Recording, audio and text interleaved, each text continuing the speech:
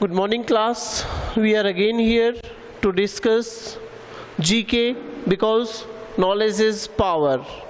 And again we are here to discuss the next topic, that is parks and sanctuaries. It is chapter number 3. बच्चों parks मतलब एक ऐसी जगह जहाँ हम घूमने जाते हैं, जहाँ पर गार्डन होता है, फ्लावर्स लगे होते हैं, फाउंटेन भी होता है, कुछ झूले होते हैं, वो पार्क होते हैं. बट यहाँ पर पार्क से मतलब है नेशनल पार्क्स. यहाँ पार्क से मतलब है नेशनल पार्क्स एंड सेंचुरीज. सबसे पहले बच्चों हमें ये पता होना चाहिए कि नेशनल पार्क्स और सेंचुरीज में क्या डिफरेंस है. क्या ये दोनों एक ही जैसी चीज़ें हैं या ये अलग अलग चीज़ें हैं. हालांकि ये चीज़ बड़ी हायर क्लासेस में पढ़ाई जाती है, लेकिन मैं आपको यहीं पर इसे समझाने की कोशिश करता हूँ. आप लोग इसे ध्यान से समझिएगा. सो नेशनल पार्क्स वो जगह है जहां पर फ्लोरा यानी कि प्लांट्स, फोना यानी कि एनिमल्स और वहाँ के नेचुरल हैबिटेट को यानी कि वहाँ का लैंडस्केप, वाटर रिसोर्सेज सबको प्रोटेक्शन दिया जाता है.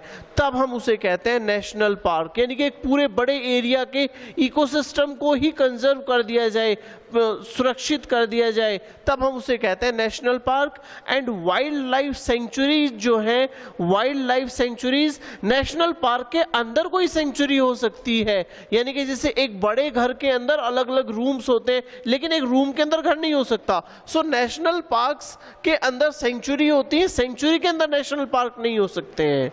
तो सेंचुरीज वो है जहां पर एनिमल्स को ग्रो करने के लिए सुटेबल कंडीशंस अवेलेबल कराई जाती हैं ताकि वो इजीली वहाँ सरवाइव कर सकें और वो दुनिया में से ख़त्म ना हो जाएं. जैसे कि जो ख़त्म हो गए हैं उन्हें कहते हैं एक्सटिंक्ट एनिमल्स और एक्सटिंक्ट प्लांट. डोडो बर्ड का नाम आपने सुना होगा, ऐसे बहुत सारे और भी एनिमल्स हैं.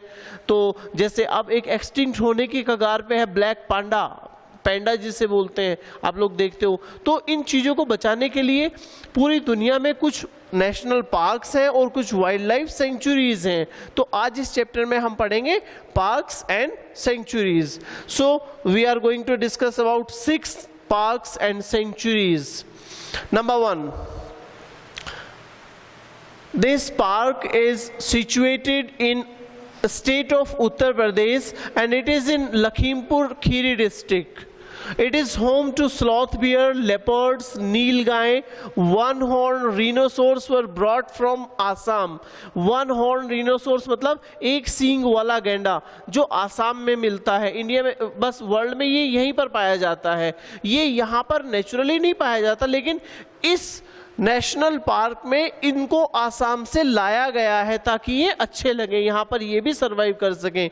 तो what is the name of, actually it was for sloth bear, leopards and nilgai. नीलगाय आजकल आप खूब देखते होंगे. एक्चुअली वो गाय नहीं है, वो एक हॉर्स की स्पीशीज है, घोड़े की स्पीशीज है. क्योंकि अगर आप में से किसी ने उसे देखा हो तो उसका जो टो होता है, खुर होता है, वो गाय की तरह ऐसा नहीं होता, सिंपल एक होता है घोड़े की तरह. तो वो एक हॉर्स की स्पीशीज है. तो इसका नेम है Dudhwa national park. Dudhwa national park. Number 2, this popular national park has peacocks, parakeets, minus, flying squirrel उड़ने वाली गिलहरी, चीतल हिरन जैसे होते हैं, इनके बॉडी पे स्पॉट्स होते हैं, चित्तियां होती हैं, and gaurs. It is located in Odisha. Odisha south Indian state है and the name is Simlipal. SIMLIPAL, Simlipal. Question number 3, it is a well-known park in central Assam and home to the one-horned Indian rhinoceros. rhinoceros जिसको हमने यहाँ पर पढ़ा था कि यहाँ पर rhinoceros आसाम से लाए गए थे, one horn, लेकिन ये इनके लिए नेचुरल हैबिटेट है. And the name is Kaziranga national park. अभी जो कुछ दिन पहले ही एक तूफान आया था अम्फान, उसने काजीरंगा नेशनल पार्क में भी काफ़ी नुकसान पहुंचा है। 3-4 दिन पहले ही वो आया था latest, Orissa and west Bengal में।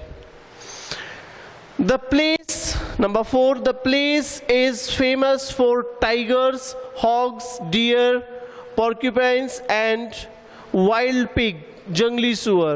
Probably India's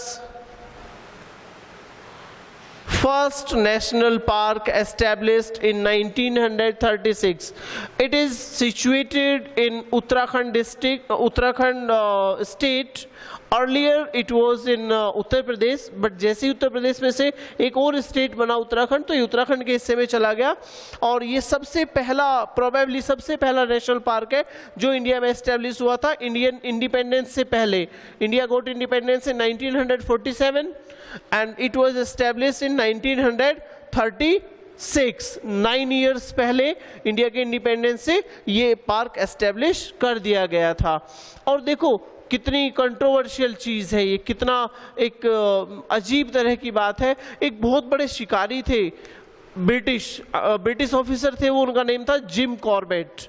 वो पहले शिकार करते थे, लेकिन बाद में उन्हें ये लगा कि हमेशा मैं शिकार करता रहूँगा तो आगे आने वाली जनरेशन्स को कैसे पता चलेगा टाइगर्स कैसे होते थे, जंगल में वो कैसे रहते थे, क्या करते थे, कैसे वो खाते थे, क्या उनकी लाइफ थी। तो फिर उन्होंने क्या किया, इस बहुत बड़े एरिया को एक नेशनल पार्क कर दिया, कंजर्व कर दिया, और this is a tiger reserve.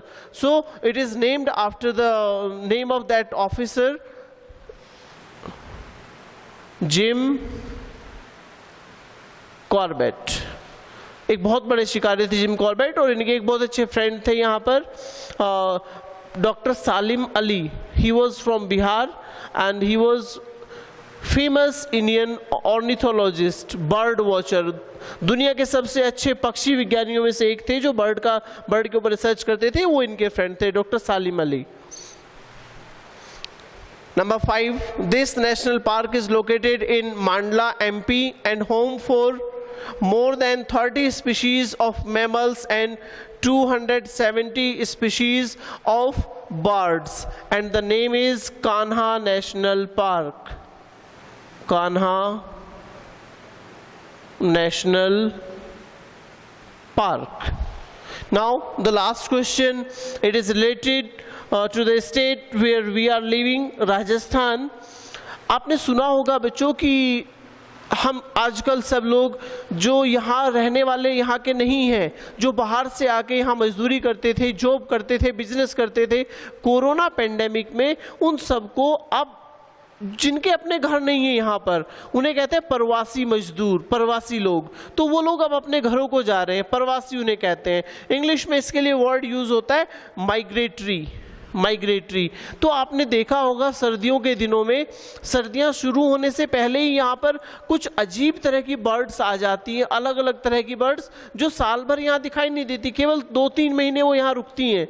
उन्हें कहते हैं मेहमान पक्षी या मेहमान परिंदे, माइग्रेटरी बर्ड्स। वो आती हैं और वो ऐसी जगह पर रुकती हैं जहाँ वेटलैंड्स होती हैं, जहाँ उन्हें पानी मिलता है, जहाँ उन्हें खाना मिलता है, और उन्हें शिकार नहीं करते हैं लोग। तो राजस्थान में एक ऐसी जगह है भरतपुर डिस्ट्रिक्ट में जिसका नेम है घना, केवलादेव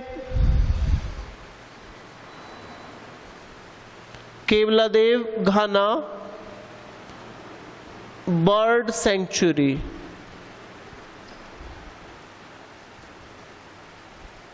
तो आज हमने पढ़ा what are the national parks and what are the sanctuaries and some of the important national park and sanctuaries of India, and we will be continually studying GK because knowledge is power. Thank you. Have a nice day.